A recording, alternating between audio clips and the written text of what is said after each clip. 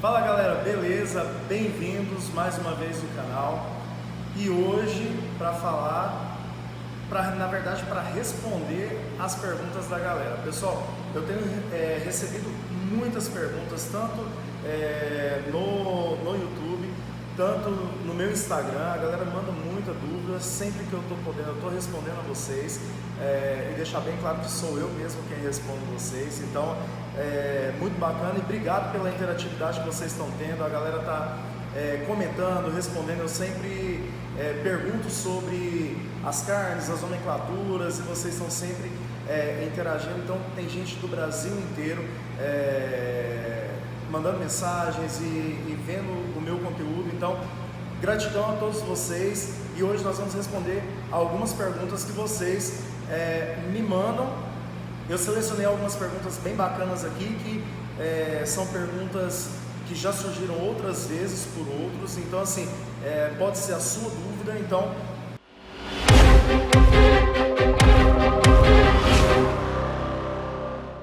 galera, é o seguinte, a primeira pergunta que eu selecionei aqui, que já me perguntaram bastante, é o seguinte: qual é o melhor gado, macho ou fêmea? Ou seja, qual que é o de maior rendimento, macho ou fêmea?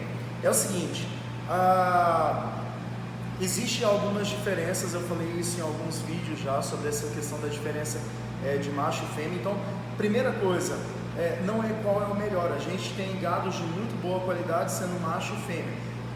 Os machos normalmente te dão uma lucratividade melhor, porque são mais robustos em carne, em volume de carne, tem camada de gordura, tem cobertura de gordura, porém não te dá tanta limpeza, automaticamente não te dá tanta perda quanto uma fêmea daria, tá? Só que lembrando o seguinte, que quando se fala de macho e fêmea, a gente tem várias raças que a gente pode estar falando, e quando se trata do que a gente mais usa, que a gente mais consome no Brasil, que é o Nelore, aí, que são consumido em grande escala.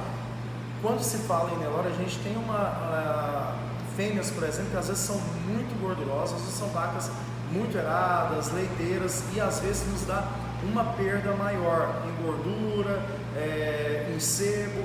Quando eu falo de gordura, não que a gente joga gordura fora, mas é porque se você pega um gado muito grande, uma costela, por exemplo, muito gordurosa, acaba que te dá, para você que vai comercializar, por exemplo, às vezes você não consegue levar isso para o balcão e vender com uma grande facilidade, porque às vezes na mesma proporção que ela tem volume de carne, ela tem gordura. Então, e muitas vezes o cara acaba dando uma refugada. Mas assim, você tem outros artifícios para usar essa carne. Então, sempre gado de boa qualidade, seja macho ou fêmea, porém tem as diferenças, inclusive em preço. Normalmente macho é mais caro que fêmea, e o rendimento e o volume aí, para quem quer saber sobre volume e rendimento de carcaça, as perdas menores de limpeza, o macho, beleza? Aí é o seguinte, outra pergunta aqui, o pessoal me pergunta muito sobre carne fresca ou caixaria. Recentemente eu respondi um internauta que me mandou no meu Instagram falando que tem um problema hoje em relação à questão de caixaria. Na região, no interior de São Paulo que ele está, o pessoal não tem muito hábito de estar fazendo cortes ali, o pessoal usa muito mais caixaria. E aí ele queria saber, porque você está tendo uma dificuldade de repassar essa carne, de pendurar essa carne no balcão. Então, assim, o que eu prefiro? Sempre carne fresca, sempre. Então, chegar a carcaça, você desossar, você manipular e ter uma carne de qualidade ali para girar o mais rápido possível. A caixaria é ruim? Não.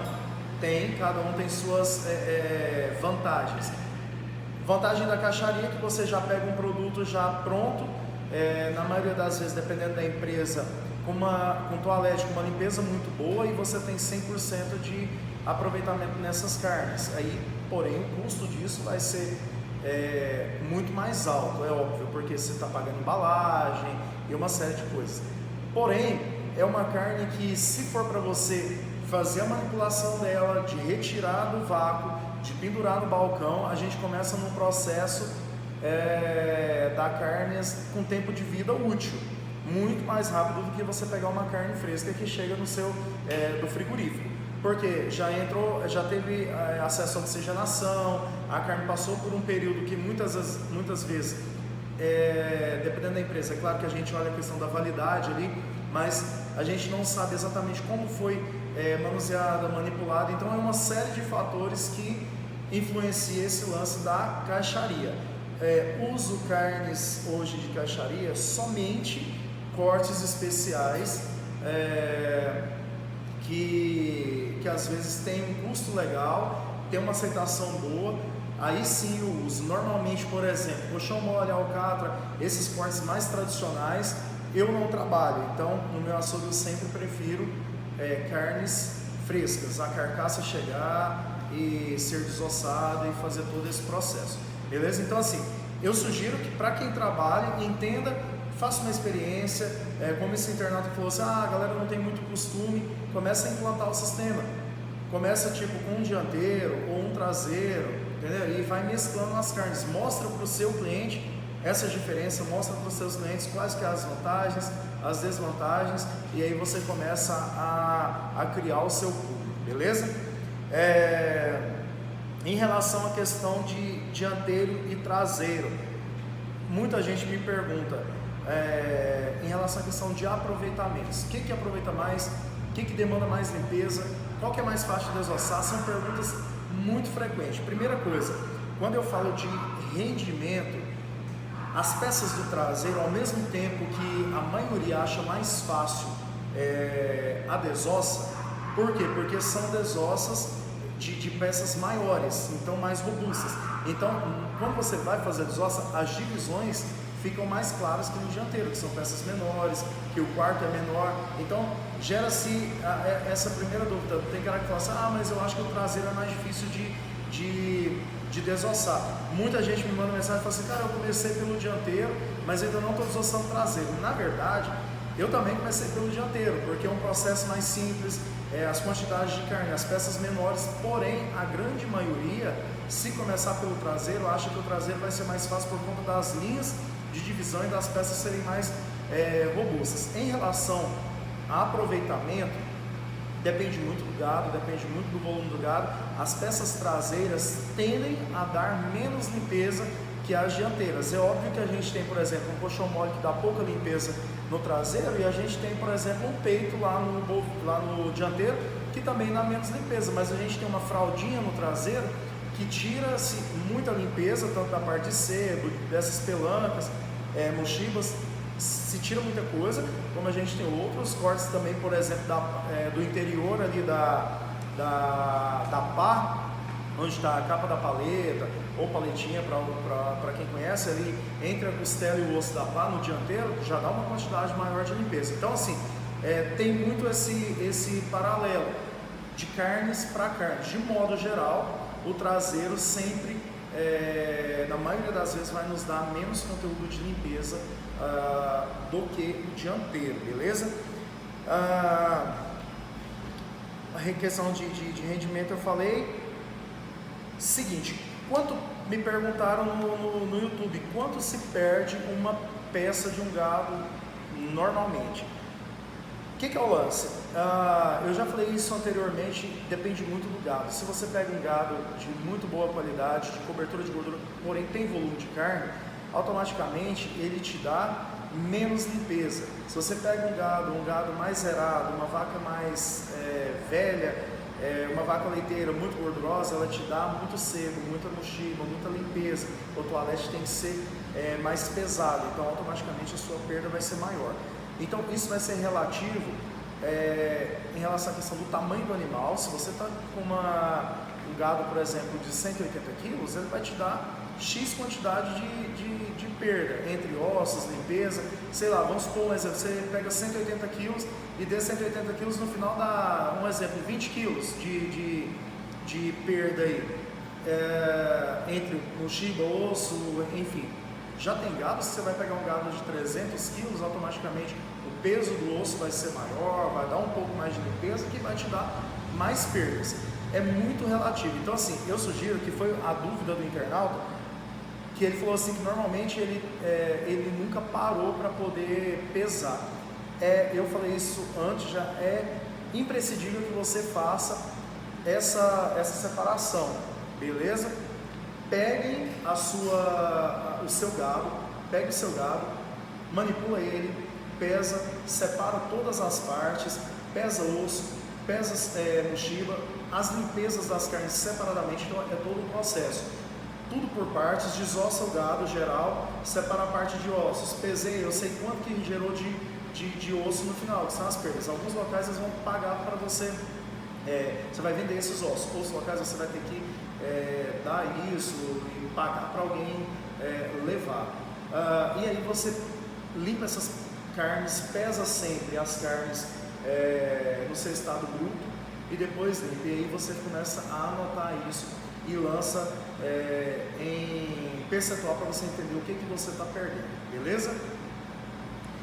Falando um pouco sobre suíno agora, eu recebi uma mensagem que eu dei risada na verdade, porque o cara, olha só, o cara colocou assim: porco não se separa as peças, tudo tem o mesmo gosto. Isso é uma bela idiotice, cara. Idiotice é quem não aproveita do lance das carnes para ganhar grana, beleza? Então assim, se você pretende entrar no mercado de trabalho, se você pretende viver disso, não seja idiota. Separa picanha suína, separa filé suíno, porque você tem cliente para isso. Cria a sua demanda, cria os seus clientes, porque quando a gente fala em suíno, antigamente, meu pai como açougueiro, para ele é só porco e pronto, e é só pernil traseiro, pernil dianteiro, lombo, costela. Só que hoje o mercado exige isso da gente, exige que você entenda uma picanha suína, que você e na verdade a gente tem tudo lá, são todos os cortes, é tudo a mesma coisa.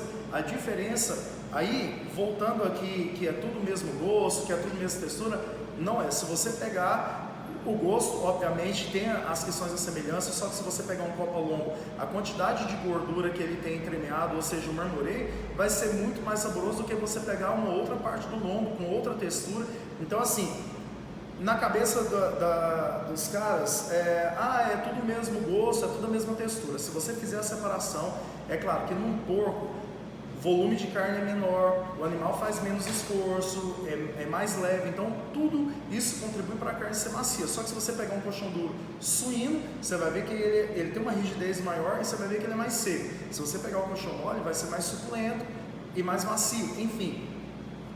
Então existe isso. Então não seja idiota, divida a sua carne, faça os seus cortes especiais e ganhe dinheiro com isso, porque isso é valor agregado para o seu mercado e ensine os seus clientes a consumir o filé suíno, porque se você não ensinar, você vai cortar a vida inteira a famosa e antiga suan. É só uma suan cortado, só que aí se você agregar valor, você corta a suan que antes era suan e aí vira T-bone steak, porque aí você vai cortar filé mignon e lombo junto e por aí vai, beleza? Então agregue valor ao seu produto, tá? Em relação à questão do porco também, já me fizeram algumas perguntas, por exemplo, posso consumir a carne suína mal passada, ou com carpaccio, ou crua, como eu gosto de consumir a bovina? Depende de onde você está pegando essa suína. Se você tiver referência de boa qualidade, de vacinação, de controle sanitário, veio do frigorífico, atestado, sim. Hoje fazemos carpaccio, suíno, carne mal passada. Nas minhas aulas de hambúrguer, a galera consome hambúrguer suíno mal passado, ao ponto menos. Então assim, entendam de onde está vindo, com a qualidade que está vindo, e você pode consumir sem medo. Isso vale sempre, eu falo, para o gado, para o peixe, tem que ter referência da qualidade de onde você está buscando esses produtos. Uma pergunta que me fizeram outro dia, bem pertinente, que outras pessoas já fizeram também, e que eu separei aqui, que pode ser a sua dúvida, é o seguinte: hoje dentro do processo do açougue nós temos algumas maneiras de armazenamento. Qual que é a mais comum delas? Uma câmara fria. tá? Para você fazer esse armazenamento. Porém, nem todos têm acesso a uma câmara fria, nem todos têm condições de ter uma câmara fria, às vezes é muito caro na região que você está. Vou deixar de vender carne? Não. Então assim, não precisa ficar encanado, se eu não tenho câmara fria eu não posso abrir meu açougue. Olha só, a gente tem câmaras frias para processo de armazenamento, freezer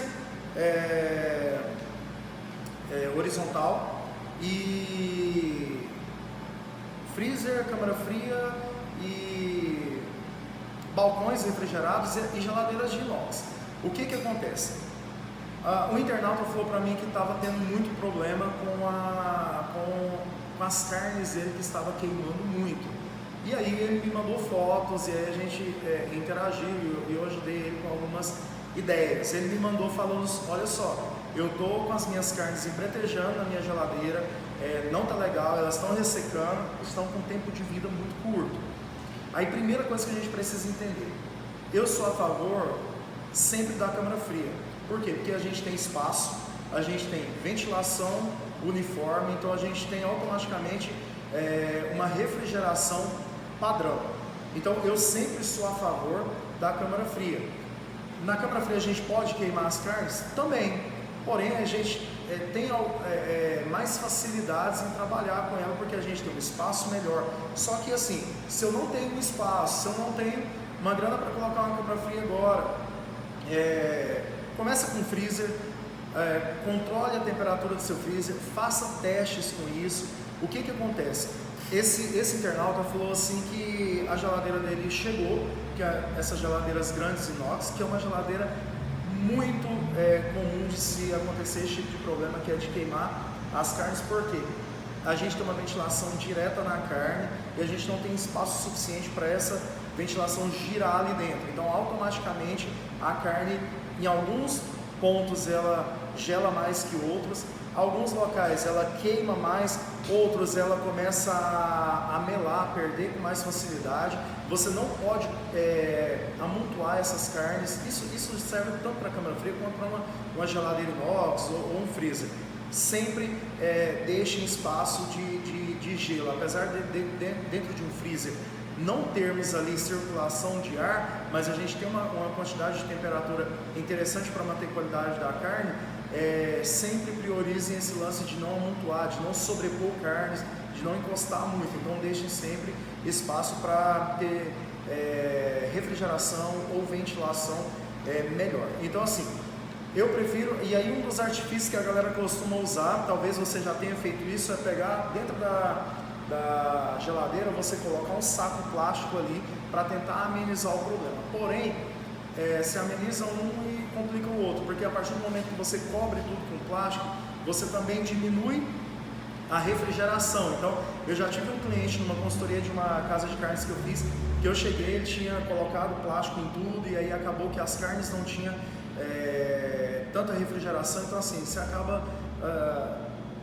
evitando um problema e criando outro. Então assim, eu sugiro sempre a câmara fria. Se tiver condições, faça uma câmara fria menor, você vai ter maior aproveitamento, você vai ter... Isso depende de tudo, de volume também, né, gente? Então, se você está começando o seu açougue, começa com um freezer, começa com um processo lento e vai adaptando aos poucos. Depois você compra uma câmara fria e por aí vai. Mas assim, existem bastante diferenças. No freezer, qual que é um dos problemas? Conserva a carne, porém, muitas vezes se você não controlar a temperatura legal, no outro dia quando você chega no açougue, sua carne vai estar congelada. Então assim, tem que ter testes, você tem que validar o seu produto, saber, estou trabalhando com caixaria ou estou trabalhando com carne fresca? Vou colocar dentro do freezer ou na câmara fria? E aí você começa a pontuar e a testar e saber que tipo de produto se enquadra melhor no seu negócio. Beleza? Grande abraço, valeu!